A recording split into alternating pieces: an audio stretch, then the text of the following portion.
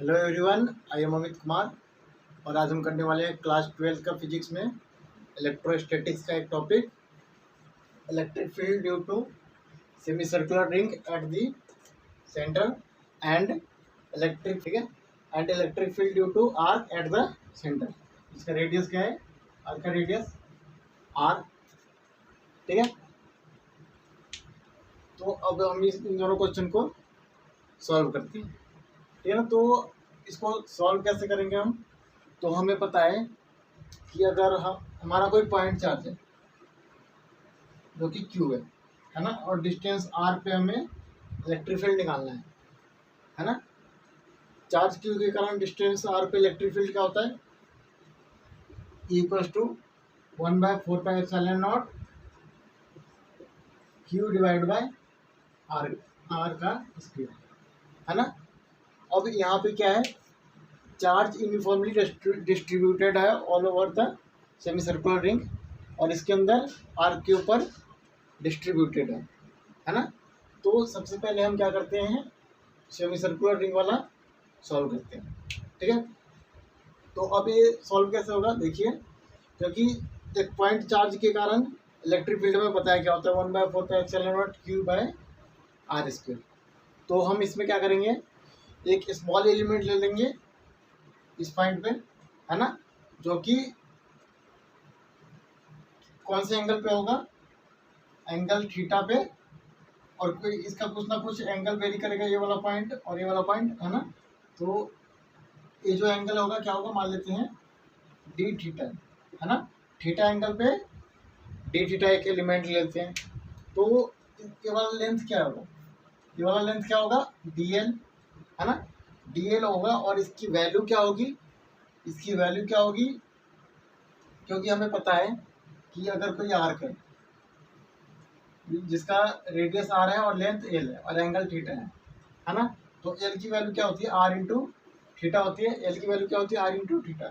तो क्योंकि small angle है तो डी एल की वैल्यू क्या होगी? आर इंटू एंगल क्या है? डी थीटा, यानी D L equal to R D theta, ठीक है। अब हम क्या करते हैं, इसकी वजह से इस पॉइंट पे इलेक्ट्रिक फील्ड निकालते हैं। तो इसकी वजह से इस पॉइंट पे इलेक्ट्रिक फील्ड किस डायरेक्शन में होगा? क्योंकि पॉजिटिव चार्ज है तो अवे फ्रॉम द चार्ज, यानी along the line joining charge, इस डायरेक्शन में, है ना। और वो क्या होगा? डी, और जितना ये लिया है वो उसके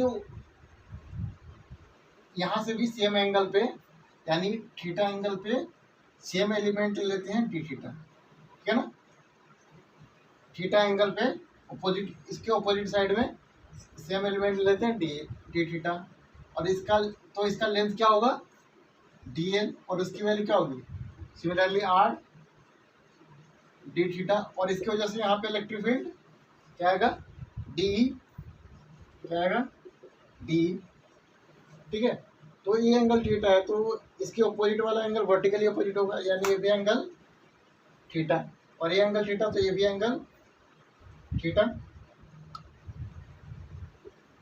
अब हम क्या करते हैं, क्योंकि ये किसी एंगल से इंक्लाइंड है ना, हॉरिजॉन्टल के साथ कंपोनेंट लेते हैं, हॉरिजॉन्टल कंपोनेंट और वर्टिकल कंपोनेंट। यानी हॉरिजॉन्टल कंपोनेंट इसका क्या आएगा? डी कॉस थीटा, है ना, क्योंकि एंगल इसके साथ है ना, हॉरिजॉन्टल के साथ, और वर्टिकल के साथ डी साइन थीटा, है ना।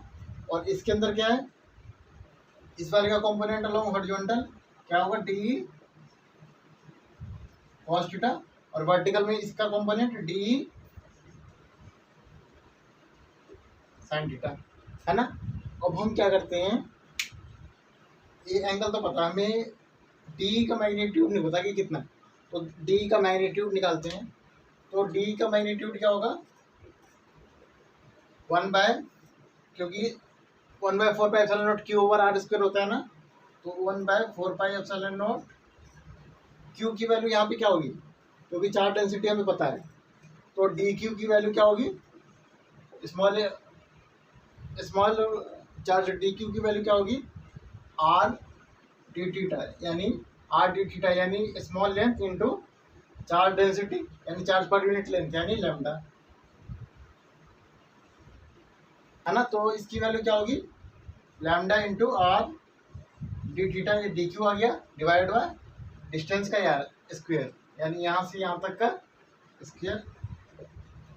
ठीक है, तो ये हमारे पास डी की वैल्यू क्या हो जाएगी, 1/4πε0 lambda D theta divided by, अब क्या होगा इसमें से थोड़ा कैलकुलेट कर लेते हैं, एक ही आर से एक आर गया तो एक आर नीचे बच जाएगा। ठीक है, अब जितना ये डी होगा उतना ही ये वाला होगा, है ना, तो दोनों का मैग्नीट्यूड सेम रहेगा।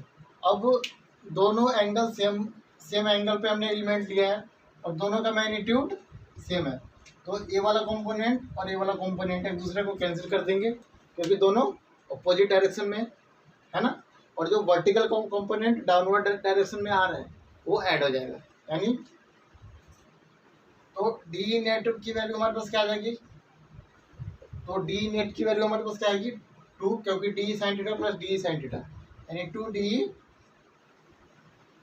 Sine theta. अब हम क्या करते हैं, डी की वैल्यू पुट कर देते हैं यहाँ पे, यानी 2 टाइम्स 1/4πε0 क्यू, यानी lambda D theta divide by R, और साइन थीटा आ जाएगा हमारा, है ना, ये वाला। ठीक है, तो हमारे पास डी नेट की वैल्यू क्या आ गई, अब 2 से 2 गया, है ना, तो ये हमारे पास क्या आ जाएगा 1/2π E0 R, है ना, लैम्डा। अब साइन थीटा और डी थीटा को एक साथ ले लेते हैं। अब हमें इसमें क्या करना है कि अब ये तो स्मॉल एलिमेंट लिया है, फिर इस यहाँ पे एलिमेंट लेंगे, फिर इस डायरेक्शन में इलेक्ट्रिक फील्ड निकालेंगे और सबको ऐड करना पड़ेगा। उससे अच्छा हम क्या करते हैं, यहाँ से यहाँ तक लिमिट लगा देते हैं। क्यों, क्योंकि जब ये एलिमेंट यहाँ से जब थीटा इक्वल टू 0 से ऊपर जाएगा, थीटा इक्वल टू π/2 तक, है ना, एंगल का वैल्यू कहाँ से कहाँ तक वेरी करेगा, 0 से π/2 तक, तो उसी टाइम में ये वाला जो एलिमेंट है वो थीटा इक्वल टू 0 से यहाँ तक आएगा, थीटा इक्वल टू π/2 तक, है ना। तो हम क्या करते हैं 0 to π/2 तक लिमिट लगा के थीटा का इंटीग्रेट कर देते हैं, है ना, 0 to π/2 तक लिमिट लगा के थीटा का इंटीग्रेट कर देते हैं। तो अब हम यहीं पे इंटीग्रेट कर देते हैं, इंटीग्रेटिंग बोथ साइड करेंगे तो क्या आएगा हमारा 0 to e, है ना, क्योंकि इनिशियली 0 फाइनली e, और फिर 0 to π/2 तक लिमिट आ जाएगा, है ना। अब साइन थीटा का इंटीग्रेशन क्या होता है, तो साइन थीटा का इंटीग्रेशन क्या होता है minus cos theta, sine theta का इंटीग्रेशन क्या होता है माइनस ऑफ कॉस थीटा, ठीक है ना। तो इसका इंटीग्रेशन क्या आ जाएगा, इस पूरी की वैल्यू ई आ जाएगी और इसका इंटीग्रेशन क्या आ जाएगा λ/2π E0 R, λ/2π E0 R, फिर साइन थीटा का इंटीग्रेशन माइनस कॉस थीटा और लिमिट 0 to π/2, यानी ई की वैल्यू क्या आ जाएगी λ/2π E0 R, है ना, माइनस अब क्या करेंगे π/2 की वैल्यू पहले रखेंगे और नीचे 0 की वैल्यू बाद में रखेंगे और माइनस कर देंगे दोनों को, है ना, यानी cos π/2 माइनस कॉस 0 डिग्री, है ना। तो ई की वैल्यू क्या आ जाएगी हमारे पास λ/2π E0 R, है ना, और ये हमारे पास क्या है cos π/2 की वैल्यू क्या होती है, cos π/2 की वैल्यू क्या होती है 0, यानी 0 - 1, यानी ई की वैल्यू क्या आ जाएगी हमारे पास सेंटर पे λ/2π E0 इंटू R। क्यों, क्योंकि माइनस माइनस क्या होता है ये माइनस प्लस हो जाएगा, तो ये क्या आ जाएगा हमारे पास λ/2π E0। अब क्योंकि इस पूरे पे चार्ज क्या था क्यू था ना, लैम्डा को क्यू के टर्म्स में लिख सकते हैं ना, क्या lambda equal to Q by pi R, है ना। इसकी वैल्यू यहाँ पे पुट कर देते हैं, तो ई की वैल्यू क्या आ जाएगी Q by pi R into 2π E0 into R, है ना। तो ई की वैल्यू हमारे पास क्या हो जाएगी यहाँ पे, Q by 2 pi square E naught R square, Q by 2 pi square E naught R square, ठीक है। और अगर हम इसको वेक्टर के टर्म्स में लिखें तो कैसे लिखेंगे, इसको वेक्टर के टर्म्स में लिखे तो कैसे लिखेंगे, तो इसका मैग्नीट्यूड तो ये है ना। और क्योंकि डाउनवर्ड डायरेक्शन में है ना और वर्टिकली डाउनवर्ड है, यानी ये वाला डायरेक्शन क्या होगा, माइनस जे का, है ना। तो ई वेक्टर की वैल्यू क्या हो जाएगी, ई वेक्टर की वैल्यू क्या हो जाएगी, minus Q by 2 pi square E naught R square, है ना, minus Q by 2 pi square E naught R square, ठीक है। ये क्या हो गया हमारा, अब हमारे पास क्या है, एक आर्क है, ठीक है, एक आर्क है जिसका चार्ज डेंसिटी क्या है, लैम्डा है, ठीक है। ये आर्क जो है इस तरीके से,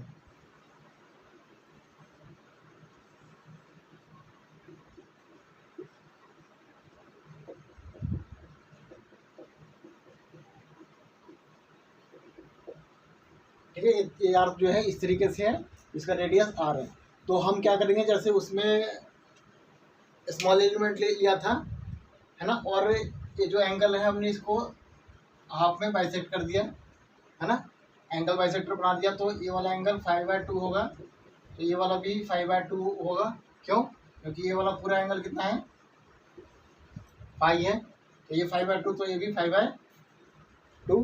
अब हमने क्या किया, थीटा एंगल पे डी थीटा का एक एलिमेंट ले लिया, यहाँ पे थीटा एंगल पे डी थीटा का एलिमेंट ले लिया, जिसका लेंथ कितना है, क्योंकि रेडियस आर है ना, तो डीएल की वैल्यू क्या होगी, स्मॉल एलिमेंट की वैल्यू आर डी थीटा, है ना। तो इसकी वजह से यहाँ पे इलेक्ट्रिक फील्ड क्या होगा इस डायरेक्शन में, क्योंकि चार्ज पॉजिटिव है, तो क्या होगा डी, और इसकी वजह से यहाँ पे इस डायरेक्शन में, है ना। अब क्योंकि ये एंगल थीटा है, ये वाला एंगल क्या है, थीटा है, तो ये वाला भी एंगल थीटा होगा, और ये वाला एंगल थीटा है, तो ये भी एंगल, ये वाला भी एंगल थीटा है, क्योंकि वर्टिकली ऑपोजिट मान सकते हैं, नहीं ये ऐसे जा रहा है और ये, है ना, ये ऐसे जा रहा है और ये लाइन ऐसे जा रहा है ना। तो वर्टिकली ये थीटा, तो ये भी थीटा, और ये थीटा, तो ये भी थीटा। तो अब हम क्या करते हैं, इसके स्मॉल एलिमेंट की वजह से मैग्नीट्यूड ऑफ इलेक्ट्रिक फील्ड निकालते हैं। डी की वैल्यू क्या हो जाएगी, डी इज इक्वल टू 1/4πε0, और यहाँ पे चार्ज क्या होगा, डी क्यू की वैल्यू क्या होगी, lambda charge per unit length into are D theta, lambda R D theta divide by distance का स्क्वायर, यानी आर का स्क्वायर। तो जितना ये होगा उतना ही ये भी होगा, ठीक है। तो अब हम क्या करते हैं, एक वर्टिकल में लाइन तो ड्रॉ कर रखा है हमने, एक हॉरिजॉन्टल में लाइन ड्रॉ कर देते हैं यहाँ से, क्योंकि सेंटर से पास हो रहा हो, है ना। अब हम क्या करेंगे इसके, क्योंकि इंक्लाइंड है ना किसी एंगल से, तो कंपोनेंट ले लेंगे इसके, यानी हॉरिजॉन्टल कंपोनेंट क्या होगा, क्योंकि एंगल वर्टिकल के साथ है, तो हॉरिजॉन्टल कंपोनेंट क्या होगा, डी साइन थीटा, है ना, वो इस डायरेक्शन में, क्योंकि यहाँ से डाइवर्ज हो रहा है ना, तो इसका हॉरिजॉन्टल कंपोनेंट इस डायरेक्शन में, और vertical D sine D cos theta downward में, है ना, वर्टिकल में D cos theta downward direction में, और इसका horizontal component D sine theta, और वर्टिकल डाउनवर्ड में क्या होगा, डी कॉस थीटा, ठीक है। तो क्या होगा, डी कॉस थीटा। अब क्योंकि एंगल सेम है, सेम एंगल पे लिया है हमने स्मॉल एलिमेंट, और डी की वैल्यू भी सेम है, क्योंकि रेडियस सेम है और यहाँ पे सेम एलिमेंट लिया है, तो डी जो ये होगा उतना ही ये भी होगा। तो क्योंकि ये दोनों अपोजिट डायरेक्शन में है, तो एक दूसरे को कैंसिल कर देंगे, है ना, और जो वर्टिकल डाउनवर्ड में है वो दोनों ऐड हो जाएंगे। तो नेट इलेक्ट्रिक फील्ड में क्या होगी, डी यानी स्मॉल डी नेट क्या होगा, 2 times D cos theta, 2 times D cos theta. अब डी की वैल्यू क्या है, 2 1/4πε0 lambda R D theta divide by R square, है ना, इंटू कॉस थीटा। ठीक है, इतना आ गया हमारा। अब आर से आर कैंसिल कर देते हैं, एक आर बच गया यहाँ पे, है ना। तो डी नेट की वैल्यू क्या आ जाएगी हमारे पास, 1/2 पाई ई नोट आर, है ना, lambda cos theta D theta. अब हम यहाँ पे थीटा की लिमिट कहाँ से कहाँ तक लगाएंगे। इनिशियली थीटा यहाँ पे जब एलिमेंट यहाँ पे होगा तो थीटा क्या होगा, 0, है ना। और जब यहाँ पे आ जाएगा तो थीटा की वैल्यू क्या हो जाएगी, 5/2, है ना, क्योंकि ये बाइसेक्टर है ना, ये 5/2 होगा और ये भी 5/2 होगा। तो थीटा की लिमिट क्या होगी, 0 to 5/2। तो जब ये 0 to 5/2 होगा तो उसी टाइम पे ये भी 0 to 5/2 आ जाएगा। ठीक है, तो यहाँ पे रिजल्टेंट इन दोनों की वजह से ले रखा है हमने। तो जब ये 0 to 5/2 आएगा तो ये भी 0 to 5/2 आ जाएगा यहाँ पे। ठीक है, तो हम क्या करते हैं, दोनों साइड इंटीग्रेट कर देते हैं, यानी integrating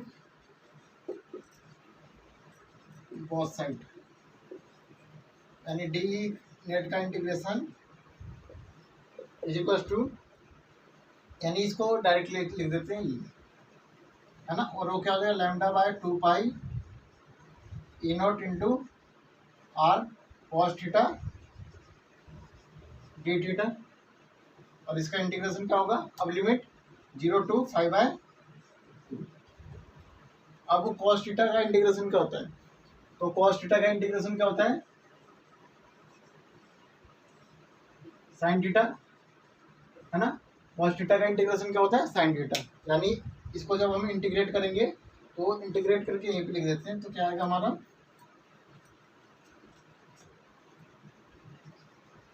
sine theta 0 to 5/2 limit लगा देंगे। अब हम क्या करेंगे, तो ई की वैल्यू क्या होगी, लैम्डा बाय